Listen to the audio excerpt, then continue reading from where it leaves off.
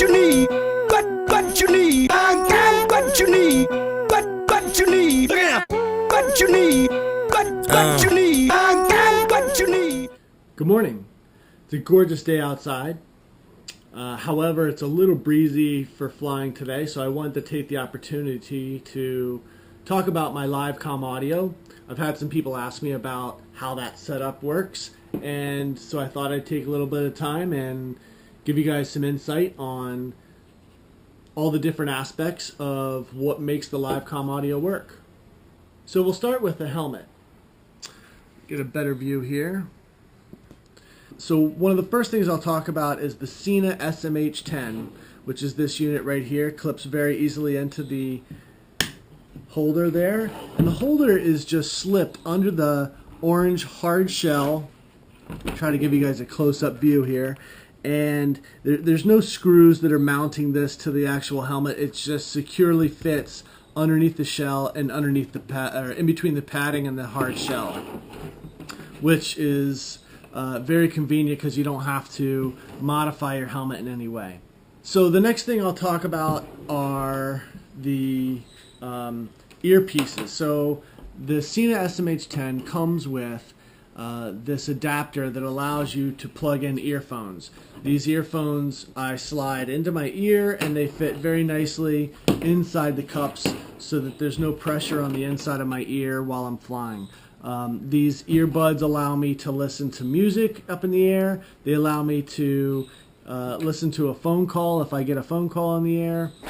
But they also provide side tone or feedback from my voice while I'm talking so that I can actually hear what it sounds like and any outside noises that may be around. The next thing I'll talk about is the boom, the microphone. So there's this wire that comes out of the Smh10 which allows for a microphone to be attached, and all I've done is run a wire along the existing boom and under the microphone cover here, and that is where I speak into, and you know, the sound quality I think is pretty good for being up in the air, flying through the air with the motor on my back.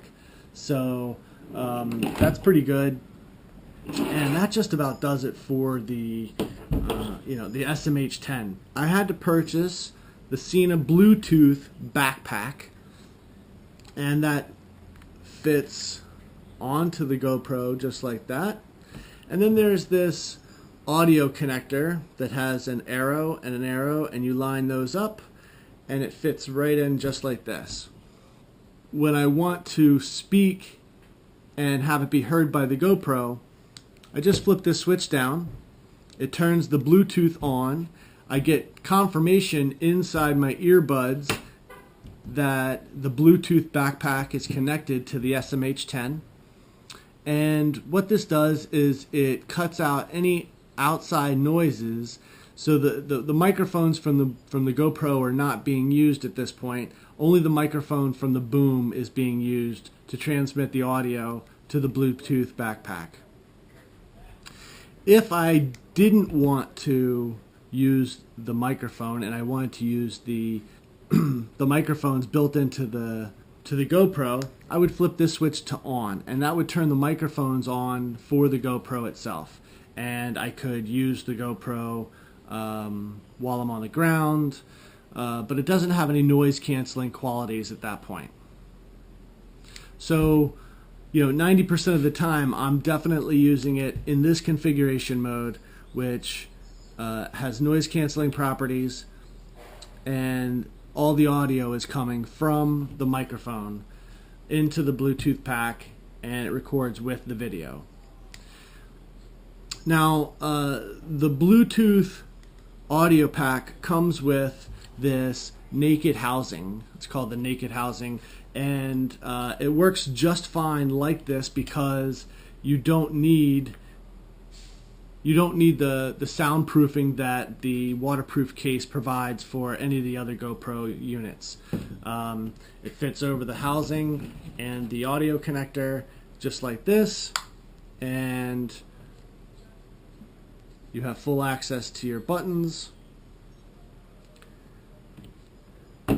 And that, in a nutshell, is how all of this works. I will say another thing about the SMH10. It has a jog dial here, which allows you to do multiple different things. It allows you to connect to other individuals that might have this within range. It allows you to make and receive phone calls. So there's a lot of different things that this will allow you to do. I'm not going to go into all of those, but it's a pretty handy unit for noise cancellation and for being able to speak while there's a lot of noise. These were originally made for moto vloggers. People want to be able to communicate with each other on motorcycles, and it's adapted very well for the power paragliding community. I will say that I looked at a couple different models. The SMH10 is the one I went with because I thought the sound quality on this one was a little better than some of the others that have been tested out there.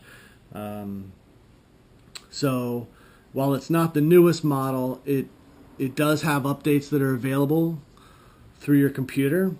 It connects to your computer right here with the micro USB connector. And that's about it. So if you have any questions about the LiveCom audio system and how this works, feel free to reach out to me. I'll be happy to answer any questions you have. That's it for now. So hopefully I'll be able to go flying later today. Like I said, it's a gorgeous day out there, and I wish I was up in the air. All right, so that is how LiveCom audio works. If you have any questions, hit me up. I'll be happy to walk you through the process. And like I said, I was glad I was able to get back up in the air this afternoon. Right now I'm chasing a hot air balloon, so hopefully we'll be able to get to see a little bit of that before this flight's over. All right, so I wanted to give you guys a little heads up view. There's a hot air balloon. Everyone wave hi. Pretty awesome to be up here this close to a hot air balloon.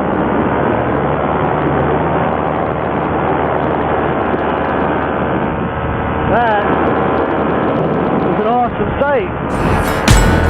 Ew! What's up, bro?